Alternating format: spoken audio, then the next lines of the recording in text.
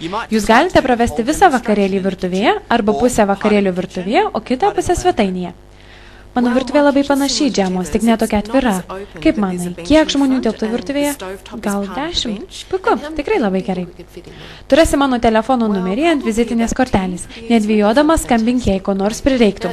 Aš tau atsiųsiu priminimo atviruką likus savaitę iki vakarėlio, o likus kelioms dienoms iki numatyto vakarėlio aš tau paskambinsiu, kad įsitikinčiau, jog jis tikrai įvyks ir kiek svečių ruošiasi dalyvauti. Kai kalbėsi su svečiais, pasidomėk, ar juos domina koks nors konkretus produktas ir aš būtinai atsinešiu vakarėlį. Puiku. Toliau pagalvokite apie svečių sąrašą. Būtų labai naudinga bent pradėti jį daryti kartu su šeimininkė. Jūs rasite vietos užrašyti svečių vardams ant kitos vakarėlio planavimo lankstinuko pusės. Visų pirma, paklausinėkite apie kaimynus, draugus ir šeimos narius ir juos pirmiausiai traukite į sąrašą. Daug žmonių nežino, ką kviesti vakarėlį ir galvoja, kad nesurinks pakankamai svečių. Bet, jei jūs paklausinėsite apie pažįstamus iš sporto klubo, bendradarbius, šeimininkė net nepastebės, kaip surinks pakankamai svečių vakarėliui. Taigi čia vieta tavo svečių sąrašui. Čia gali visus ir surašyti. Gal šeimininkė prisimins tik 5 žmonės, bet per keletą minučių jūs galite padėti jai prisiminti dar bent 5 ar 10 žmonių. Paskatinkite šeimininkę pakviesti 2 daugiau svečių, nes dalis gali atsisakyti dalyvauti paskutinę minutę. Pagalvokite ir apie mažas dovanėlės tiems svečiams, kurie pakvies į vakarėlį savo draugą ar draugę. Jums svarbu surinkti kuo daugiau svečių. Dabar kvietimai. Jūs galite pasisiūlyti išsiuntinėti juos pati, bet bent pirmąjį kvietimą padarykite su savo šeimininkė. Tai kasgi bus pirmas svečias? Mišelė. Mišelė, ar ji artima tavo draugė? Taip, ji ką tik pagimdė dukrytę. Labai nuostabu. Ar ji turi vaikiškų dubenėlių ir įrankių? Ne. Na matai, tai gali būti tavo pirmas užsakymas. Štai, padarėme pirmąjį kvietimą. Tau belieka užpildyti visus likusius pakvietimus ir išsiųsti juos per keletą ateinančių dienų. Būtų neblogai išsiųsti ir priminimus, kad svečiai nepamirštų dalyvauti. Priminimai labai padeda. Ir dar vienas patarimas, kurį jau minėjau, tai pakviesti 2 daugiau žmonių, nei galvoja, kad bus dalyvaujančių. Dažnai svečiai atsisako dalyvauti paskutinę minutę. Aš pažįstu keli žmonės, kurie tikrai dalyvaus. Labai gerai. Dar vienas dalykas. Gali būti, kad tavo svečiai pakvies savo draugą ar draugę į vakarėlį. Būtų gerai, kad jiems turėtum kokią nors mažą dovanėlę. Oho, manau, kuo daugiau, to linksmiau. Kris, aš net neabejoju, kad tavo vakarėlis bus nuostabus. Tau tai reikės atsipalaiduoti ir palikti visus rūpesčius man. Labai svarbu neapsunkinti šeimininkės ruošiant vakarėlį. Turėkite omenyje, kad jums bus labai sunku surasti naujų šeimininkų, jei vakarėlių ruošimas pasirodys labai sunkus darbas.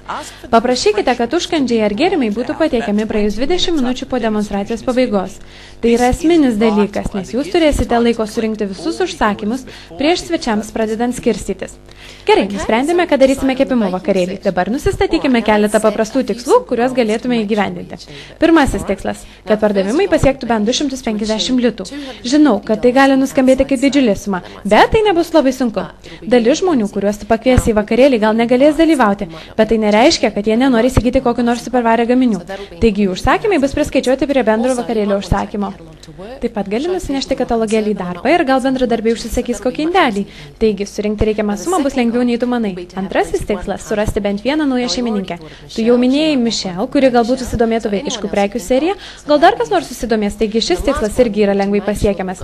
Ir paskutinis tikslas, kad į vakarėlį susirinktų bent 10 žmonių. Kai tu tai įgyvendinsi, aš duosiu visiems svečių dovanėlės, o pati jau būsi pakeliu link gražios šeimininkės dovanėlės. Vakarėlio planavimo metu šeimininkiai verta pasiūlyti tapti naujokę. Jūs nieko neprarasite paklausdami, o viskas gali baigtis tuo, kad jūs savo asmeninėje sąskaitoje turėsite naujoką. Turiu pasakyti, kad šeimininkės labai dažnai tampa nuostabiomis demonstruotomis. Juk tau patinka supervarė produkcija, ar ne? Be to, vesti vakarėlį yra taip pat lengva, kaip ir būti vakarėlių šeimininkė. Tokiu būdu tu ne tik gautum šeimininkės dovanėlę, bet ir gautum demonstruoto krepšį, bei užsidirbtum pinigų. Ką jūs turite omenyje sakydama demonstruoto krepšys? Aš tau parodysiu. Daug naujokų ir naujų vakarėlių galima rasti tokiu būdu, bet dažnai jūs rasite galimybių kitose vietose.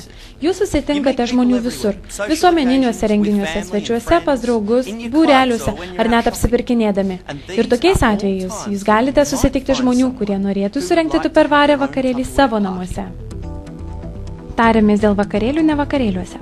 Jei jūs susitarėte dėl vakarėlio ne vakarėlio metu, suraskite laiko pabendrauti su savo nauja šeimininke.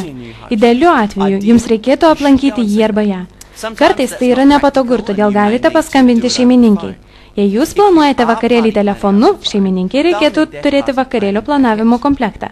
Jūs galite jai nusiųsti šį komplektėlį su pakvietimais, katalogais ir taip toliau iš anksto. Tada jie turės viską prieš savo akis, kai jūs aptarinėsite visas smulkmenas. Kitas žingsnis būtų užpildyti visus pakvietimus, kaip parodžiau. Bet jei tik įmanoma, pasikalbėkite su šeimininkė asmeniškai. Tikrai verta investuoti tas kelias minutes, kurių reikia suteikti informacijai apie vakarėlį, nes tokiu būdu jūs sukursite daug artimesnį ir daugiau pasitikėjimo keliantį ryšį. Taigi nusprendėme daryti salotas ir barbecue vakarėlį. Belieka tikėtis, kad oras bus gražus. Taip žinoma. Šitai atiduodu jums. Čia yra mano numeris, todėl jei iškiltų kokiu nors klausimu, nedvėjodamas skambinkite. Ačiū, kad apsilankėte. Nėra už ką. Taigi viskas nėra jau taip sunku. Visų pirma, naudokitės vakarėlio planavimo komplektu ir atsiminkite keletą kitų svarbiausių dalykų. Trumpai prisiminkite juos visus. Susitarkite dėl vakarėlio dienos ir laiko, kuris tiktų ir jums ir šeimininkiai, bet vakarėlio nenukelkite per toli. Nuspręskite kartu su šeimininkė, kokios vertės dovanėlės jis siekia. Paaiškinkite dovanėlės gavimo sąlygas bei užsakymų ne vakarėlio metu naudą. Aiškiai nurodykite prekių pristatymo laiką. Sugalvokite temą, kuri būtų įdomi visiems ir susitarkite, ką gaminsite. Sudarykite produktų sąrašą ir aptarkite, kuo šeimininkė turėtų pasirūpinti prieš vakarėlį. Įsitikinkite, kad užkandžiai bus patiekiami po to, kai jūs surinksite visus užsakymus ir pakalbėsite su svečiais. Padėkite šeimininkei sudaryti svečių sąrašą. Jie pati nustebs, kiek žmonių gali pakviesti. Nepaisant to, priminkite jai pakviesti dvigubai daugiau žmonių, nei jie galvoja, kad bus dalyvaujančių. Paklauskite šeimininkės apie svečius, kurie ateis į vakarėlį, nes tai padės jums geriau nuspėti jų poreikius. Nepamirškite pasiūlyti šeimininkai tapti tupperware naujokę. Gal ji nuspręs pabandyti? Bendraukite su šeimininkė. Nusiųskite atviruką prieš vakarėlį. Likus kelioms dienoms iki vakarėlio paskambinkite, kad įsitikintumėte, jog viskas vyksta pagal planą. Štai ir viskas. Jei gerai suplanuosite, aš pažadu, kad jūsų vakarėliai bus daug sėkmingesni. Atsiminkite, niekas nenutinka atsitiktinai, ypač jei tame dalyvauja žmonių grupės. Tai nėra sunku. Jūs tiesiog turite veikti ir planuoti. Tada jūsų vakarėliai ir jūsų verslas klestės. Taigi, pradėkite, nebent jūs turite fėją, kuri visą tai padarytų už jūs. Pradėkite planuoti.